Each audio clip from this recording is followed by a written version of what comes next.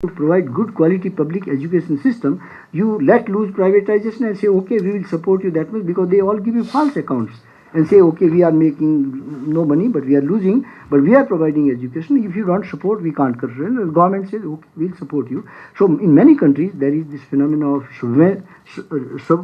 giving money to privatization. I was recently in Morocco, World Conference on Human Rights. I know people and I interacted with the minister. It's a very glaring phenomenon in many countries, including Morocco, and I'm sure including India. And we need, therefore, to control this phenomenon.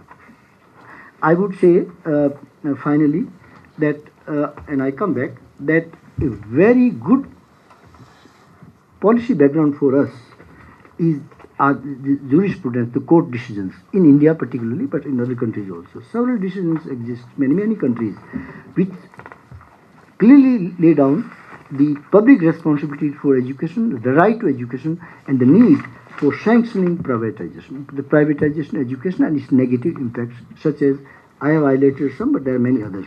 Let me just share one experience with you. I was in Ecuador, and there are many examples, and I had a dialogue with the president of Ecuador because he had, vis-a-vis private providers, some problems. In their constitution, it is very clearly stated, and this is considered by human rights to be the ideal constitution in the world in terms of human rights. Constitution says education should be preserved as a public good. It is a social responsibility, and under no circumstances mercantilization of education or privatization of education should be allowed. And therefore, after inquiry through a commission, finding out that there was widespread corruption, no quality, and not educational worth, he closed down 14 universities. And many of these rectors of universities came to me when I was on visit. Said, we are victimized, country will lose its development, education system is decaying, this, that, all kind of pretext, and we have been victims and this, that. I said, I have seen the documents and you can't talk like that.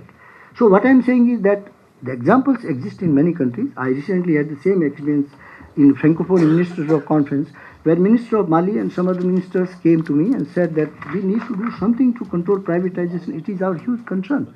And I am very happy to share with you that the Ministers of Education of Francophonie officially made a declaration last year to say that we need to control privatization and its abusive practices worldwide. And similar concern was expressed by Commonwealth. So there is a huge engagement, huge concern.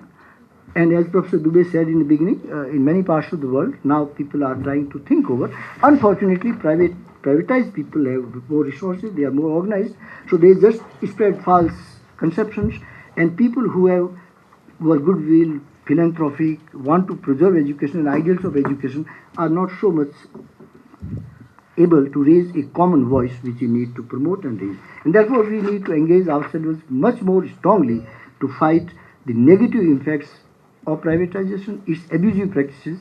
And in my report I tried to highlight the important role of NGOs and also of parliamentarians and other actors of civil society in order that we uphold the noble cause of education, preserve education as an essential public service, as public good, and try to inspire ourselves from the existing jurisprudence in order to sanction the abusive practices of privatization all over the world. And I would like to again thank you. I am very grateful to you for the opportunity. I'll be very happy to interact with you, and I'll be also I have a lot of expectations, and I'll also be very happy to work with you in trying to promote these ideals, particularly when so many other organizations and agencies are trying to go forward in that direction. Thank you. Thank you, Dr. Kishore Singh. I think it was a very forceful presentation. Now we have a group of experts who would comment on this presentation, at the same time also present their own point of view. And I think I would request them to confine their remarks to about 15 minutes or so. And the first on my list is Professor Geeta Nambishan, who is a teacher herself and a very distinguished teacher, and has done a lot of work in this area. And please.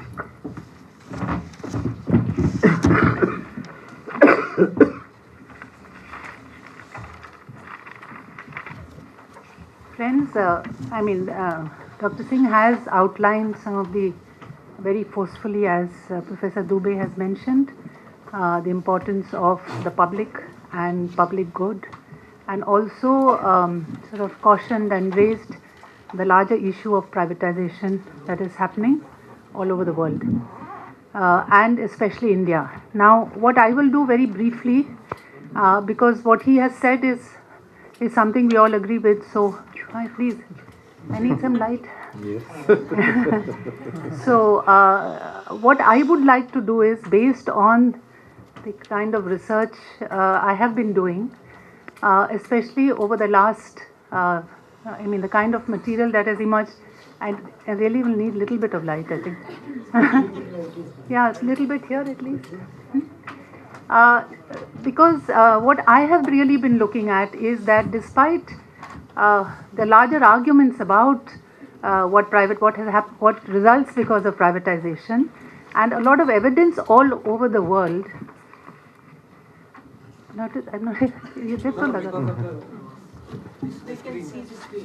Yeah, but the screen is coming a little later. So,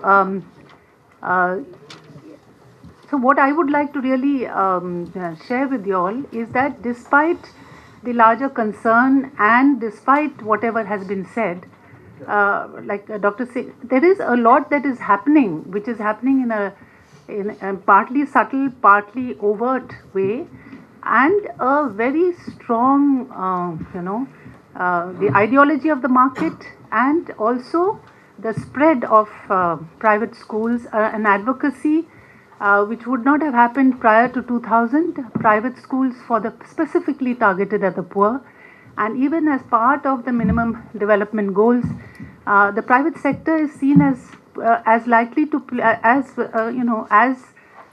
playing a very important role in actually ensuring that is universal elementary education and the right to education. So I would really very briefly try and highlight some aspects which I think are important. One is that what kind of private? Private is a very diverse sector, as is the public. The public is also very diverse. The state is also very complex. So I think both in terms of our understanding and in what is happening on the ground, I think we need to open up this. Particularly post 2000, in the last 10 years, where there has been a strong advocacy for private schools for the poor, in which the corporates have got involved internationally and in India. And in all of this, what are the implications? I would also like to highlight the fact that there's a growing emphasis on creating research and evidence which will back this, that private schools are good for the poor, and actually that the private schools are far better for the poor than the state schools. And so research and evidence is being amassed, and I think it's important for us to look at it, and also what kind of research does one do to suggest that this may not be the case, and what are the larger implications for the state system. So this is what I would very briefly like to tell you all. So I would focus really on this unregulated, the private schools for the poor, which is now being presented as a highly equitable and solution for the education of the poor, using all the language that Dr. Singh has raised, that it is equitable, it is socially just, it is poor girl child, and it is in keeping with the aspirations of the poor for good quality education, which in India is largely seen as the private English medium school. So what the private sector is saying is that we will give you private schools, English medium, but at a cost which is what the poor can pay. So you find post 2000 quite a large advocacy, a very strong advocacy for this kind of education, and you find that and there is a link in this ad which I'll just show you, to very powerful players nationally and internationally.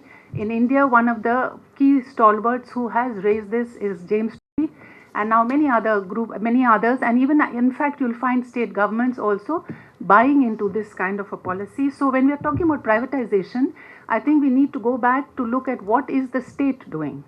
I mean, what is the state doing in relation to the private, And actually, is the state education really the public education that we want? So I think one has to critique both the state education as well as the private. Because you find even the public system is a deeply stratified system. It is not that you do not have good quality education. You have very good schools in the public sector, but you have also got the worst possible schools in the state sector also. You also have more recently public-private partnerships which are coming into state schools to improve quality. And this public-private partnership is actually a privatization of the public schools themselves, and this is something which really has not been looked at. We know that there is the school adoption and many other, and also you have the Teach for India, you have the informalization of the state schools, so this is also something which has to be looked at. So when I'm coming down to markets in school education, what you find is that around 2003, James Tooley says that the unrecognized schools in Hyderabad, when he did a study with the government schools, actually showed using standardized testing that these children in these unrecognized schools in that Charminar district of Hyderabad actually did far better than the government schools. But it was all the kind of standardized testing that Tooley and his group did. Now, using that, a kind of a campaign and a kind of publicity to say that yes, we need to try and look, in fact, have school choice programs, vouchers, so that poor parents could actually take the schools of their choice. So that was the kind of argument that he was giving. And if you know, under the school acts, and he also said that this is also a business option. Not only do poor parents get private schools at low cost, but even these schools are making a profit. So both things were being argued. One, that poor people would get private schools, and that this was a good business option. And this was a forceful argument which was made post-2000, around 2003 to 2008. And what is interesting is that actually the kind of networks that there were all over the world, which Tooley, if you look at the way that the advocacy for private schools for the poor, yeah, if you just would look at this.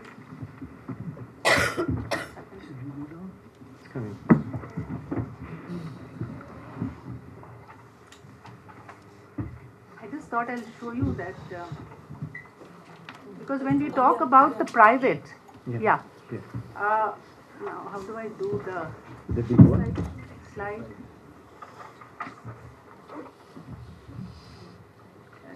Yeah, that one. Now, if you look at that, you will find now this is. If you're looking, when we talk about private and when you're talking about private schools for the poor, sometimes one fails to understand that this is being located in very powerful networks that are advocating for private, that are advocating market, that are advocating choice.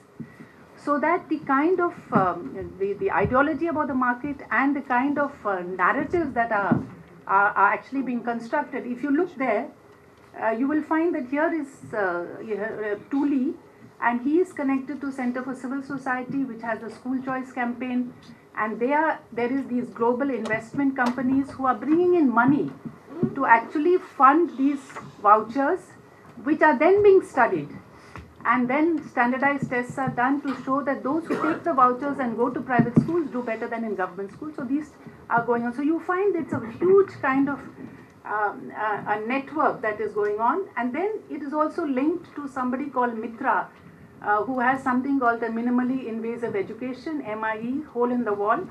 So Tooley is linked to NIIT, Mitra, and then Tooley has his Educated Trust.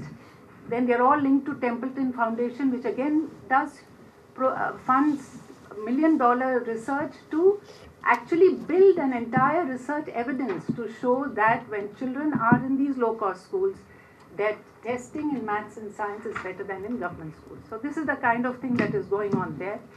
And then you have them actually selling this to investment companies who then come in to actually say that you can invest in this market. Okay. And here you have something called the Andhra Pradesh School Choice Project, which is funded by Global Legatum. Now, these are Singapore-based companies, multinational companies, which are funding this project, which the objective of which is to look for the private can be leveraged for schooling of the poor. Now, all these are documents in the public domain which you can look at. And here you have the Andhra Pradesh government which has come in here, the World Bank, and all of these studies are actually evaluated by scholars from either Harvard or from the World Bank. So you have Karthik Muralidharan, who's from MIT, and you have various people. So they come in to do what are called randomized control trials to show that, these.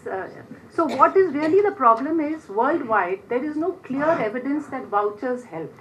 There is no clear evidence that school choice actually works, because you have to show that children do far better. So what the effort is, and that's what Tuli says, that if we can show it works in India, then we can show that it can work anywhere else. So this is what is happening. And then what they do actually is to bring, microfinance. And you have micro schools, which again are schools for the poor, funded by the HSBC. So you have a complete coming in of the corporates to fund this. So what I'm trying to tell you is that when you talk about private, here is a very powerful pushing of private for the poor. And most of this is not that they understand what poverty is or what are, the kinds of, that there are Dalit communities, there are tribal communities, gender, blah, blah. They come in with very standardized kind of programs, this low cost kind of schooling. Now this was up to 2007, and then subsequently what you do have is the actual coming in of the corporate sector to set up these schools. And here I'll just tell you, so when we are talking about private-public partnerships, and when we are talking, you find that here, 2007 to 8, you actually have this Chandler, who is the Singapore-based millionaire.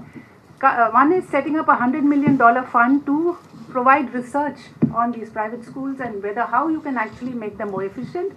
You have him setting up the Rumi budget schools in Andhra Pradesh, Career Launcher setting up Indus Budget Academies, SKS Microfinance setting up Bodhi Academies, Reddy Labs, Pudami Schools. So when we are talking about corporate social responsibility, and you're saying 2%, you're asking them to use it, they are going to come in to set up these schools, which are primarily primary grades only, with a few middle and pre-primary. If these corporates had set up schools like Sardar Patel Vidyalaya, we have no problem with it. But they are actually setting up the most minimalistic schools with, as I'll show you, teachers are poorly paid, contract-based teachers, very minimalistic teaching, so that a profit is made out of that. So here they are. Now initially they set up these schools, and then by 2011 they find that these schools are targeted at the poor. They are not making much of a profit, so they go into what is called the affordable private schools, which are charging a slightly higher fee. So this is what is happening, and you find that a lot of them are coming into this market. Now internationally what is happening is that there are also in places like Africa new kinds of schools that are emerging, school chains. These are the Bridge and Omega schools which are being set up in Africa. These are school chains. They are funded by Pearson, eBay and various others. And what they are doing is they say that we are actually creating globally scalable models of very high quality education for the poor at the lowest of costs. So they claim that less than $4 per child per month can give you the highest quality education. And you will find in India people like Gurcharan Das and all are saying that here is some very good education. So I am just saying that this is what is happening at an international level. So you have the Bridge and Omega schools, and we find that here are a whole group of very powerful financial interests who are actually coming in to say that here is a kind of education that is adequate for the poor. So prior to 2000, you found that you talked about universal elementary education with principles of equity and justice, and even to suggest that the poor can have a different kind of education, one could not suggest in that kind of discourse. But post 2000, you find that a whole lot of private sector corporate groups are coming in to try and enter the business of education for the poor. Earlier it was the poorest, now it's the low income groups, then it will be the middle income groups. Now, simultaneously, there's education for the rich. There are the international schools and all that. I'm not getting into that, except for the fact that companies like Career Launcher, on the one hand, have their Indus budget schools, and on the other hand, have their high-end schools. So you have some of these companies who are setting up schools for the poor and schools for the rich. Now, this is absolutely undemocratic, and it's absolutely unjust as far as these communities are concerned. So you have Omdyar, Song, Career Launcher, etc., who are setting up these K-12 schools as well as these primary schools. Now, so this is